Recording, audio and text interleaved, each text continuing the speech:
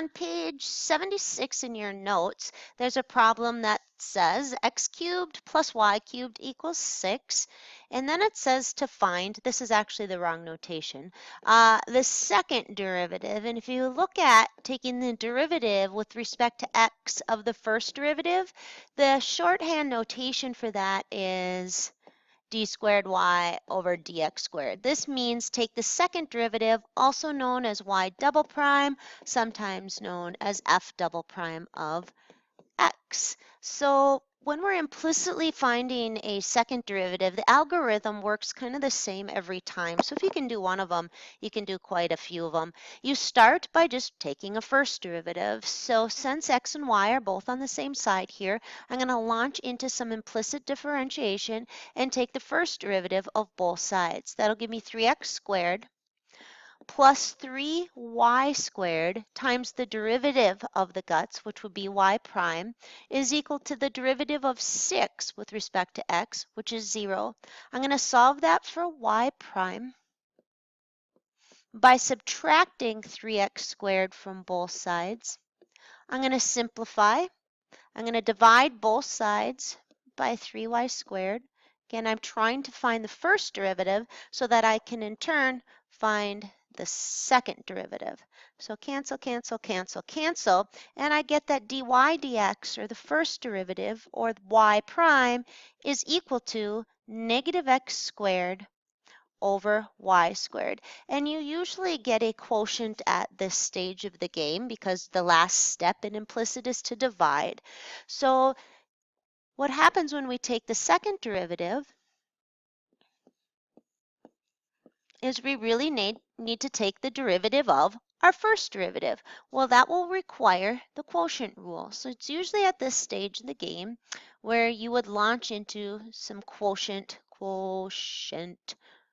rule. So I'm going to take the derivative of my first derivative by using the quotient rule. I'm going to go low, d high, and the derivative of negative x squared would be negative 2x.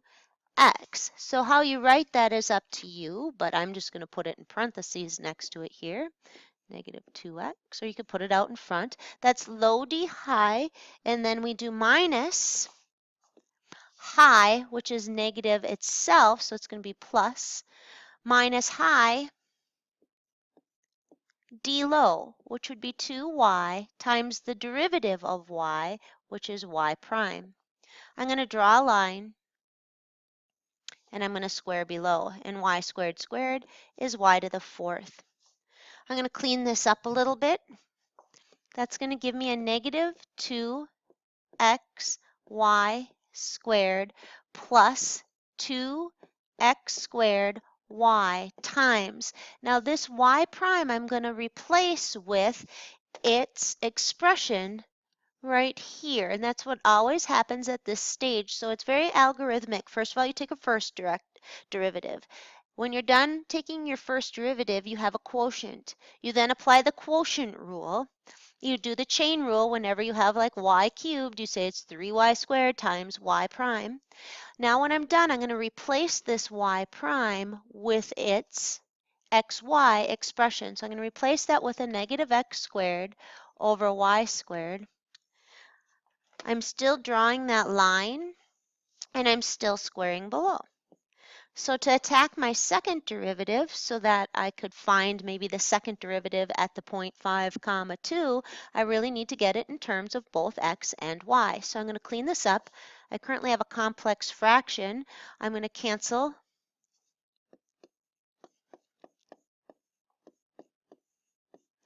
one of these y's with one of these y's, and it's going to leave a negative. Let's put that there.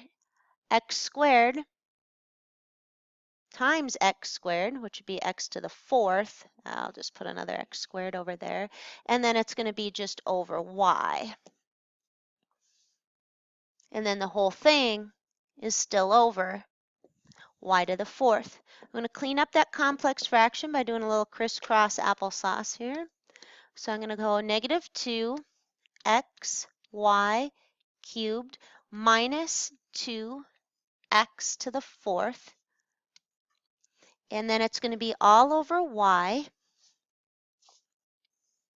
and then all over y to the 4th. So that's going to collapse as a product as y to the 5th. Usually once you have this as a single quotient or a rational expression, you're going to factor the top. And you can see that I can pull out a negative 2, and I can also pull out an x. So I'm going to pull out a negative 2x, and I'm going to have a y cubed plus x cubed all over y to the 5th. It's usually at this point where you're going to notice that this was given to you at the beginning. If you go way up to the top, you're going to see that x cubed plus y cubed is 6. So I'm going to replace that with a 6. So right back down here, I'm going to replace this with a 6, and that's going to give me a negative 12x over y to the 5th. And what this will do is give me the second derivative, which you don't know what that means. You know that a first derivative tells you the slope of the tangent line. You don't really know yet graphically what a second derivative tells you about the function, but you will in chapter 3. The second derivative is very important to the function's curvature. But my second derivative, again, sometimes we call that y double prime, would be negative 12x over y to the 5th. You should go try, there's 2 of them in your, I don't remember what the name, I don't remember what I titled it, but it's 2.5b. You just got it today on Monday. And there's 2 at the end of that assignment that I said are bonus. And you should go give those a try, and I'll give the answers to those tomorrow so you can see if you did it right. But again, I'm going to repeat the algorithm for you. When you're asked to find this, it means find the second derivative. So the first thing you do is you find the first derivative. You get it all simplified. It's almost always a quotient. Then to get the second derivative, you launch into the quotient rule on your first derivative. But because of that chain rule, within that low d high minus high d low, draw a line and square below, you invariably have some part of the expression that has a y prime in it.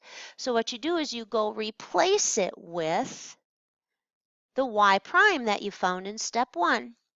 Then you go clean up the whole fraction. You get a nice quotient like I did over here.